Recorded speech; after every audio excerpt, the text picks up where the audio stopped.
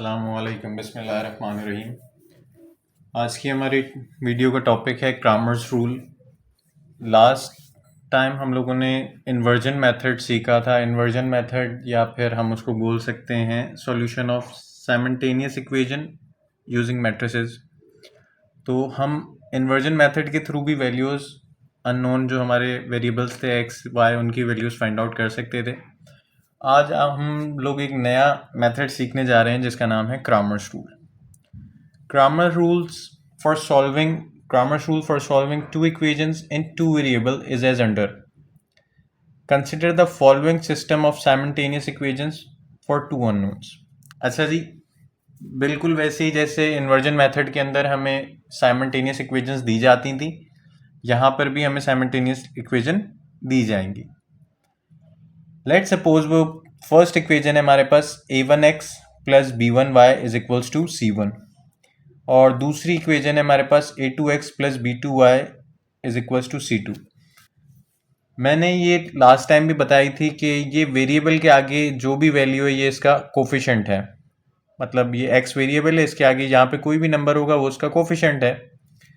ये y variable है, इस y के आगे जो भी नंबर होगा वो y का कोफिशिएंट है। और इज इक्वल्स टू के इस तरफ ये जो c1 है यहाँ पर कोई भी नंबर होगा वो क्या होगा, कांस्टेंट होगा।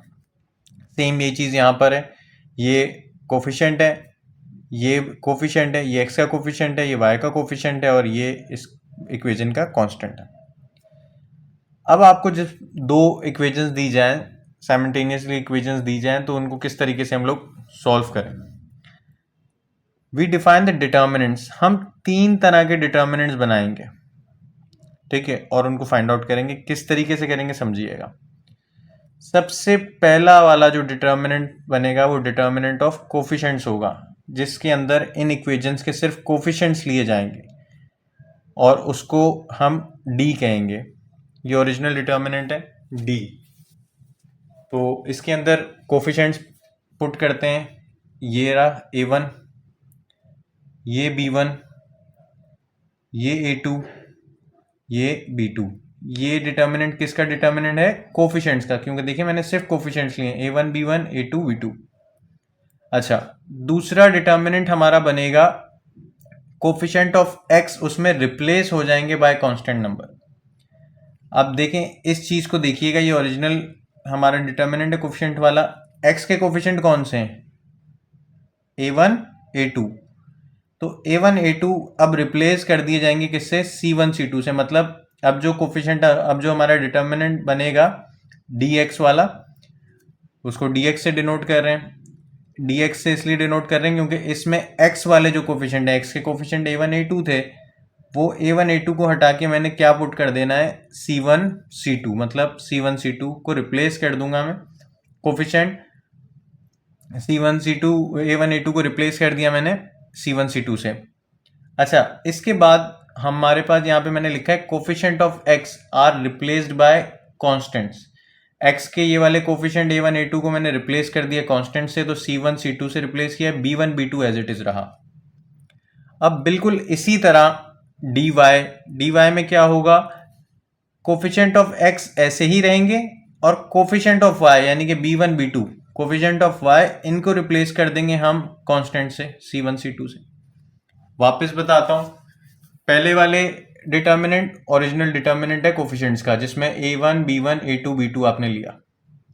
दूसरा dx के नाम से बनेगा। dx वाले में क्या होगा, जो x के कोफिशिएंट होंगे, ये x के कोफिशिएंट हैं, ये y के कोफिशिएंट है। तो dx में क्या होगा, x के कोफिशिएंट्स की जगह आप क्या पुट कर दोगे, कांस्टेंट पुट कर दोगे c1 c2, और ये एज इट इज रहेंगे। वही चीज मैंने यहां लिखी है। dy का डिटर्मिनेंट जब बनेगा, ठीक है, dy वाला जो बनेगा, तो इसके अंदर x वाले कोफिशिएंट ऐसे ही रहेंगे, ये देखें a1 a2 ऐसे ही रहा, और ये y वाले कोफिशिएंट्स जो हैं इसको रिप्लेस कर दिया हमने कांस्टेंट से c1 c2 से। Coefficient of y are replace by constant. उसके बाद जब ये तमाम चीजें हम लोग फाइंड आउट कर लेंगे तो सॉल्यूशन हम किस तरह से निकालेंगे। जो x की हमारी वैल्यू होगी, x की वैल्यू हमारी इस तरह से आएगी कि x is equals to dx upon d। dx की वैल्यू हम फाइंड आउट कर चुके होंगे, जो भी आएगी वो यहाँ रखेंगे, उसके नीचे जो d की वैल्यू आएगी इस वाले की, वो यहाँ पुट करेंगे, dx की वैल्यू को d की वैल्यू से डिवाइड करेंगे तो हमें x की वैल्यू मिल जाएगी, ये x। इसी तरह y की बारी में dy अपॉन डी, dy की वैल्यू जो भी आएगी वो यहाँ पुट करेंगे और इसी d की वैल्यू से यहाँ डिवाइड करेंगे तो हमें y की वैल्यू मिल जाएगी। अच्छा, शर्त इसमें यह है कि हमारा d जो है वो नॉट इक्वल्स टू 0 होना चाहिए, मतलब d की वैल्यू 0 नहीं होनी चाहिए। इस चीज़ को मज़ीद बेहतर तरीके से एक एग्जाम्पल की मदद से समझने की कोशिश करते हैं। अच्छा जी, एग्जाम्पल की तरफ जाने से पहले ये मैं आपको एक चीज़ बता दूं, अभी जो हमने डिस्कस किया उसमें दो अननोन थे, x और y। हो सकता है आपको सिस्टम ऑफ साइमल्टेनियस इक्वेशन दे दिया जाए जिसमें 3 अननोन्स हों, उसमें 2 अननोन थे, उसमें सिर्फ x और y अननोन थे। हो सकता है आपको ऐसा सिस्टम दे दिया जाए इक्वेशंस का जिसमें 3 अननोन्स हों। तो जब 3 अननोन्स हों तो लेट सपोज पहली इक्वेशन है हमारी a1x b1y c1z, उसमें z नहीं था, अब यहां पर z भी है, 3 अननोन हो गए x, y और z। अच्छा, और ये क्या चीज़ें मैं बता देता हूँ। ये पहली इक्वेशन है लेट सपोज, और ये x का कोफिशिएंट a1, y का कोफिशिएंट b1 और z का कोफिशिएंट c1 और कांस्टेंट d1, यहाँ पर कांस्टेंट d1 है।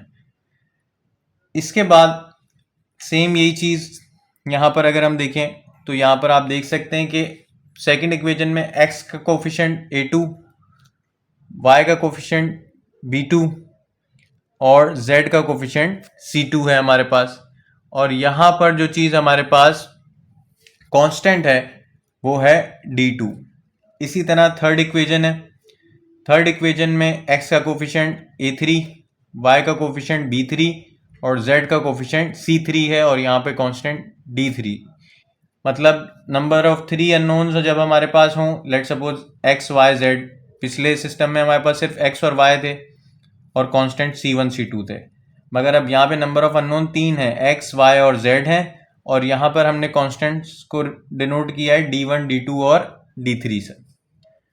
अच्छा, अब जब अगर ऐसा सिस्टम आपको दे दिया जिसमें नंबर ऑफ 3 अननोन्स हैं तो उसमें भी सेम वही काम होगा जैसे कि नंबर ऑफ 2 अननोन में होता था। किस तरीके से होगा? सबसे पहले हमने एक डिटर्मिनेंट बनाना होता है कोफिशिएंट्स वाला, जिसको हम d से रिप्रेजेंट करते हैं। तो मैंने ये अब डिटर्मिनेंट ऑफ कोफिशिएंट्स ओरिजिनल वाला डिटर्मिनेंट जो भी हमें दिए हैं वो पहला डिटर्मिनेंट मैं बना रहा हूँ। तो देखिएगा, a1 x वाले कोफिशिएंट्स लिखवा देता हूँ पहले, a1 a2 a3, ये लिख दिए a1 a2 a3। अब y के कोफिशिएंट्स ये रहे b1 b2 b3, और फिर z के कोफिशिएंट हैं c1 c2 c3, ये मैंने लिख दिए। ये डिटर्मिनेंट ऑफ कोफिशिएंट्स है, मतलब कोफिशिएंट्स वाला डिटर्मिनेंट है ये। अच्छा, फिर हम dx बनाते हैं। dx में हम लोग क्या करते थे कि जो x वाले कोफिशिएंट हैं उनको रिप्लेस करा देते थे कांस्टेंट्स के साथ, तो वही काम होगा, मतलब ये दोनों ऐसे ही रहेंगे, y के कोफिशिएंट्स और z के कोफिशिएंट्स सेम रहेंगे, और dx बना रहे हो आप तो x वाले कोफिशिएंट्स को रिप्लेस करा दोगे कांस्टेंट्स के साथ, d1 d2 d3 के साथ। तो ये देखिए, मैंने x के कोफिशिएंट्स को रिप्लेस करा दिया d1 d2 d3 के साथ, बाकी y के कोफिशिएंट सेम रहे, z के कोफिशिएंट्स सेम रहे। मैंने यही चीज लिखी है, coefficient of x are replaced by constant. अच्छा, फिर हम लोग dy बनाते थे। तो dy में हम लोग क्या करते थे, dy में अब y वाले कोफिशिएंट्स, मतलब ये x वाले कोफिशिएंट ऐसे ही रहेंगे, z वाले भी ऐसे ही रहेंगे, और इन y वालों को रिप्लेस करा दिया जाएगा कांस्टेंट से।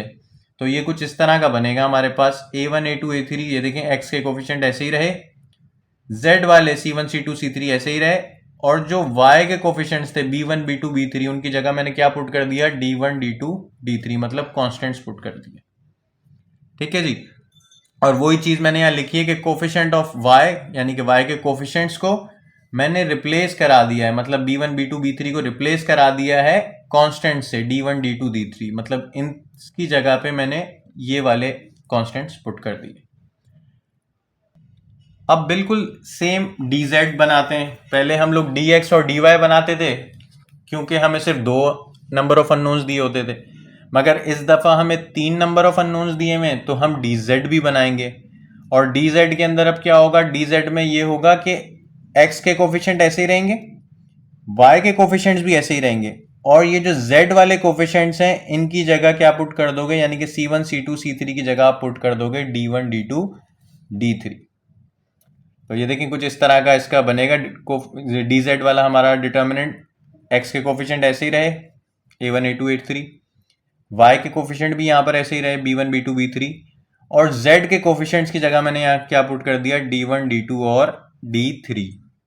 अच्छा, फिर इसके बाद हम लोग सोल्यूशन किस तरह से निकालते थे, जब x की वैल्यू चाहिए तो x की वैल्यू निकालने के लिए हम क्या करते थे dx अपॉन d, y की वैल्यू निकालने के लिए क्या करते थे dy अपॉन d, बस यहीं रुक जाते थे। मगर अब तो 3 अननोन हैं तो z की वैल्यू भी निकालनी है, तो z की वैल्यू निकालने के लिए आप क्या करेंगे dz अपॉन d। अच्छा, ये तीनों में नीचे d तो सेम ही है, बस अगर x की वैल्यू निकालनी है तो ऊपर dx पुट करना, y की वैल्यू निकालनी है तो ऊपर dy की वैल्यू पुट करना, z की वैल्यू निकालनी हो तो ऊपर dz की वैल्यू पुट करना। और यहां पर शर्त यह है कि आपका ये जो d है इसकी वैल्यू 0 नहीं होनी चाहिए। अभी हम लोग इसको एक एग्जाम्पल के थ्रू समझते हैं, और इसके अंदर 2 नंबर ऑफ अननोन्स हैं इस एग्जाम्पल में, x और y। आप देख सकते हैं यहाँ पे x है, यहाँ y है, यहाँ भी x है, यहाँ भी y है। तो सबसे पहले मैंने आपको क्या बताया है कि सबसे पहले हमने डिटर्मिनेंट ऑफ कोफिशिएंट्स बनाना होता है, तो उसको d से रिप्रेजेंट करते हैं हम लोग। तो x का कोफिशिएंट यहाँ पे क्या है, कुछ नहीं है तो 1 है, मैंने यहाँ 1 पुट किया। इधर x का कोफिशिएंट क्या है 3 है, यहाँ 3 पुट किया। यहाँ y का कोफिशिएंट क्या है -4 है, अगर नेगेटिव साइन हो तो पूरा माइनस के साथ लिखिएगा, ऐसा नहीं सिर्फ नंबर उठा लें आप और माइनस की साइन वहीं छोड़ दें, ठीक है। तो यहाँ y का कोफिशिएंट हमारे पास -4 है, यहाँ y का कोफिशिएंट 2 है। इसको सॉल्व करते हैं, किस तरह से सॉल्व करते हैं, वही जैसे हम लोग 2/2 का जब मैंने आपको इन्वर्स पढ़ा रहा था तो उस टाइम पे हम लोग डिटर्मिनेंट को सॉल्व करते थे। तो कैसे सॉल्व करते हैं, a मल्टीप्लाई बाय d, बीच में माइनस होता है, और b मल्टीप्लाई बाय c, मतलब 1 को 2 से मल्टीप्लाई करूंगा, 1 मल्टीप्लाई बाय 2, बीच में मेथड का माइनस है, और -4 मल्टीप्लाई बाय 3, 1 2 ज़ा 2, माइनस माइनस प्लस 4 3 ज़ा 12, 12 प्लस 2 14 हो गया। d not is equal to 0, ये देख सकते हैं हमारी d की वैल्यू 0 नहीं आई है बल्कि क्या आई है 14 आई है। इट्स मीन के पॉसिबल है, आगे काम को हम कंटिन्यू रखेंगे। अब दूसरा हम लोग कोफिशिएंट में डिटर्मिनेंट बनाते थे जिसके अंदर हम लोग, जिसका नाम था dx, और जिसके अंदर dx वाले में हम x के कोफिशिएंट्स को, यहाँ पे x के कोफिशिएंट हैं 1 और 3, मतलब इनकी जगह 1 और 3 की जगह क्या पुट कर देंगे कांस्टेंट, मतलब 11 और 5 आ जाएगा यहाँ पे। तो dx में मैंने क्या किया, इस 1 और 3 की जगह पे 11 और 5 पुट कर दिया, कांस्टेंट पुट कर दिए, और y वाले कोफिशिएंट -4 और 2 ऐसे ही रहा। और अब इसकी वैल्यू निकाल लेते हैं, तो 11 मल्टीप्लाई बाय 2, बीच में माइनस, और ये -4 मल्टीप्लाई बाय 5, 11 2 ज़ा 22, माइनस माइनस प्लस 4 5 ज़ा 20, इसके बाद 22 प्लस 20 ये हो गया 42। dx की वैल्यू भी हमने फाइंड आउट कर ली। अब इसी तरह dy की वैल्यू हम लोग निकाल लेते हैं। तो dy वाले में क्या करते हैं, अब x के कोफिशिएंट ऐसे ही रहेंगे और y वाले कोफिशिएंट्स को हम लोग रिप्लेस करा देंगे कांस्टेंट्स के साथ। तो देखें 1 और 3 ऐसे ही रहे, और y वाले कोफिशिएंट -4 और 2 को रिप्लेस करा दिया, इसकी जगह मैंने यहाँ पुट कर दिया 11 और 5। तो देखें x के कोफिशिएंट 1 और 3 था, 1 और 3 रहा, y के कोफिशिएंट की जगह मैंने यहाँ पर पुट कर दिया 11 और 5। इसको सेम उसी तरीके से सॉल्व किया, 1 मल्टीप्लाई बाय 5, बीच में मेथड का माइनस है, 11 मल्टीप्लाई बाय 3, 1 5 ज़ा 5, माइनस 11 3 ज़ा 33, 5 में से 33 गए तो माइनस का 28। अच्छा, अब हमारे पास d की वैल्यू भी आ चुकी है, dx की वैल्यू भी आ चुकी है, और dy की वैल्यू भी आ चुकी है। अब हमने क्या करना है, मजीद आगे बताने से पहले एक चीज़ आपको यहाँ बताना चाहूँगा कि ये सिस्टम, हमारे पास इस सिस्टम के अंदर 2 अननोन थे x और y। अगर z होता, let suppose number of unknown 3 होते, तो इसी तरह आप dz का भी डिटर्मिनेंट बनाते और उसको सॉल्व करके dz की भी वैल्यू निकाल लेते। बस इतनी सी बात थी यहाँ पर। अब इनको किस तरह से सॉल्व करना है, नंबर ऑफ अननोन 2 हैं, x और y हैं यहाँ पर हमारे पास, तो x और y की वैल्यू कैसे लेकर आएंगे ये देखते हैं। x की वैल्यू निकालने के लिए आप क्या करते हैं, x is equals to dx upon d। तो dx की जगह dx की वैल्यू पुट करेंगे जो 42 आई थी, मैंने यहाँ 42 पुट कर दी, और d की वैल्यू 14 आई थी, वो यहाँ मैंने 14 पुट कर दिया। इसके बाद इसको कैंसिल आउट किया तो यहाँ पर मेरे को 3 मिल चुका है। ठीक है, तो x की वैल्यू क्या आ गई है मेरे पास 3। अब y की वैल्यू जब आपने फाइंड आउट करनी है तो y की वैल्यू में क्या करेंगे, dy अपॉन डी। तो dy की वैल्यू आपके पास क्या है, -28। dy की जगह -28 पुट कर दिया और नीचे d की जगह आपके पास वैल्यू है 14। इसको जब हमने सॉल्व किया तो यहाँ से y की वैल्यू आई -2। तो अब अगर हम इसके ऊपर बात करें तो आप देख सकते हैं कि यहाँ पर x की वैल्यू मेरे पास 3 आ चुकी है ये रही, और y की वैल्यू मेरे पास -2 आ चुकी है। लेट सपोज z भी होता तो पहले हम dz बनाते, जिसमें हम क्या करते, x और y के कोफिशिएंट्स ऐसे ही रहने देते, मतलब x और y के कोफिशिएंट ऐसे ही रहने देते और z के कोफिशिएंट्स की जगह कांस्टेंट पुट कर देते और उसके बाद उसे सिंप्लीफाई करते। सिंप्लीफिकेशन के बाद ठीक है, अच्छा वो 3/3 ऑर्डर हो जाता उसका। ठीक है, 3/3 ऑर्डर हो जाता, तो उसको सिंप्लीफाई करने के बाद हम लोग सिंपल z की वैल्यू आप कैसे निकालते, dz upon D. dz upon D यानी कि z is equal to dz upon D की वैल्यू आप पुट करते हो तो आपके पास इस तरह से z की वैल्यू भी आ जाती।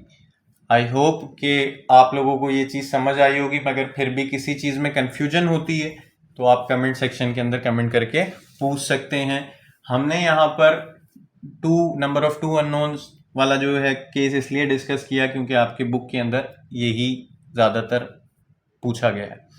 ठीक है, मगर अगर आप फिर भी चाहते हैं कि नंबर ऑफ 3 अननोन्स वाला किस तरह है तो वो आप कमेंट सेक्शन के अंदर बता सकते हैं, तो मैं उस पर भी एक वीडियो इंशाल्लाह बना दूंगा। और किसी चीज़ में कन्फ्यूजन होती है तो आप कमेंट सेक्शन में कमेंट करके पूछ सकते हैं। वीडियो अगर अच्छी लगी हो तो प्लीज़ लाइक कर दें और चैनल को सब्सक्राइब कर दें। Thank you so much. अल्लाह हाफिज़।